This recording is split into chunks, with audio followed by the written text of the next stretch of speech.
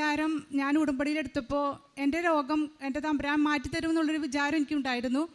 പക്ഷേ ഞാൻ ഉടമ്പടിയിലായിരിക്കുമ്പോഴും എനിക്ക് സെപ്റ്റംബർ മാസത്തിൽ വീണ്ടും ഇതുപോലെ കഫക്കെട്ട് വന്നു. അപ്പോൾ എനിക്ക് ഉടമ്പടി പ്രാർത്ഥന ചെല്ലാൻ പറ്റണില്ല. വെളുപ്പിന് എഴുന്നേറ്റിട്ട് എനിക്ക് ഭയങ്കര ബുദ്ധിമുട്ട്.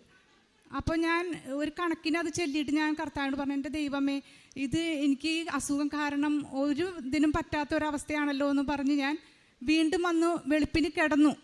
വീണ്ടും കിടന്നു കഴിഞ്ഞപ്പോൾ ഒരു 5 മണി നേരമാണ്. അപ്പം ഞാൻ ഒരു സ്വപ്നം കാണുകയാണ്. ഈ ക്രൂശിതനായ കർത്താവ് എൻ്റെ കവിളിൽ വന്നിങ്ങനെ തൊടുന്നത്, ഒരു തണുപ്പ് അനുഭവം എനിക്ക് അനുഭവപ്പെട്ടു. അപ്പോൾ ഞാൻ തിരിഞ്ഞു നോക്കി. പക്ഷേ ഹസ്ബൻഡ് അടുത്തുണ്ടായില്ല. ആൾ വെളുപ്പിന് എഴുന്നേറ്റ് പുറത്തോട്ട് പോയി. അപ്പോൾ ഞാൻ ഒറ്റയ്ക്കുള്ളൂ. അപ്പോൾ എനിക്ക് ഇങ്ങനെ കർത്താവ് തൊട്ടൊരു അനുഭവം എനിക്ക് ശരിക്കും ഉണ്ടായി. ഒരു തണുപ്പ് അനുഭവപ്പെട്ടപ്പോൾ അത് ഞാൻ പിന്നെ അത് ഓർത്തില്ല. പക്ഷെ എൻ്റെ കൂട്ടുകാരോടൊക്കെ ഞാൻ പറഞ്ഞു, ഇങ്ങനെ കർത്താവിനെ തൊട്ടു, എനിക്ക് ഇവിടുത്തെ കൃപാസനത്തിലെ കർത്താവിനെ